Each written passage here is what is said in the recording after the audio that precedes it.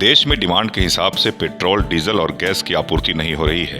इस किल्लत को देखते हुए पीएम नरेंद्र मोदी ने अपने काफिले में कटौती करते हुए अपील की कि आम लोग पब्लिक ट्रांसपोर्टेशन का उपयोग करें। इस अपील के बाद सीएम सम्राट चौधरी पैदल ऑफिस पहुंचे थे। वहीं कई मंत्रियों और नेताओं ने ई रिक्शा, साइकिल और ट्रेन से सफर करते देखे गए।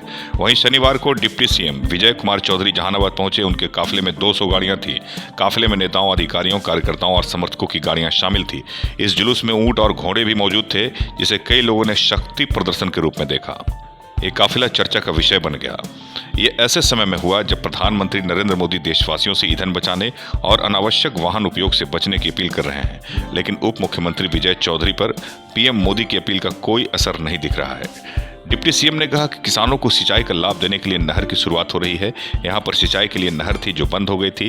कृषि कार्यों के आवागमन के लिए कलवर्ट बनाने हैं, वो भी बनाएंगे। इसके अलावा सड़क बनाएंगे। इससे किसानों को न केवल सिंचाई की सुविधा होगी, बल्कि कृषि उपज को बाजारों तक ले जाने में सुविधा मिलेगी। दरअसल उप मुख्यमंत्री शनिवार को पुनहद्दा पंचायत के नौगढ़ गांव में सिंचाई विभाग के पुनर्वासन एवं संपोषण कार्य के शिलान्यास कार्यक्रम में पहुंचे थे। इस दौरान इन्होंने कहा कि इस योजना से नहरों का पुनर्स्थापन किया जाएगा, किसानों के आवागमन के लिए कलवर्ट बनाए जाएंगे, जिससे किसानों की उपज को बाजारों तक ले जाने में आसानी होगी और उनकी आय भी बढ़ेगी। जब डिप्टी सीएम कार्यक्रम में पहुंचे तो उनके साथ लगभग 200 वाहनों से अधिक का काफिला था। प्रधानमंत्री मोदी ने हाल ही में देशवासियों से त्याग और सादगी अपनाने की अपील की थी।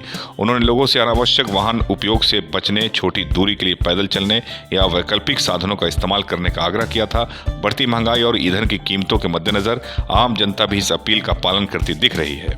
जहानाबाद में इस बड़े काफिले को लेकर स्थानीय लोगों ने सवाल उठाए हैं। उनका कहना है, जब आम जनता को बचत का संदेश दिया जा रहा है, तब नेताओं और अधिकारियों के बड़े काफिले एक विरोधाभासी तस्वीर पेश करते हैं। लोगों के अनुसार ऐसे काफिले सरकारी संसाधनों और ईंधन की अनावश्यक खपत का संकेत देते हैं। स्थानीय नागरिकों का मानना है कि यदि सरकार सादगी और बचत की बात करती है तो इसकी शुरुआत जनप्रतिनिधियों और अधिकारियों से होनी चाहिए। उनका कहना है कि ऐसे आयोजन आम जनता के बीच सकारात्मक संदेश नहीं देते और प्रधानमंत्री की अपील की भावना के विपरीत प्रतीत होते हैं। मुशर्रफ पालवी की रिपोर्ट।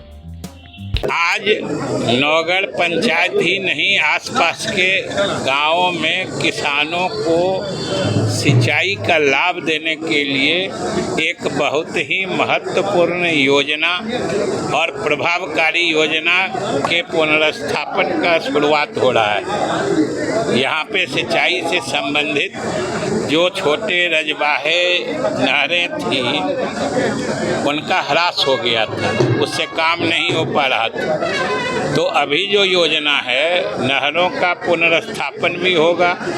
उसमें कुछ कृषि कार्य में जो किसानों के आवागमन के सुविधा के लिए कलवर्ट बनाने हैं, वो भी हम लोग बनाएंगे।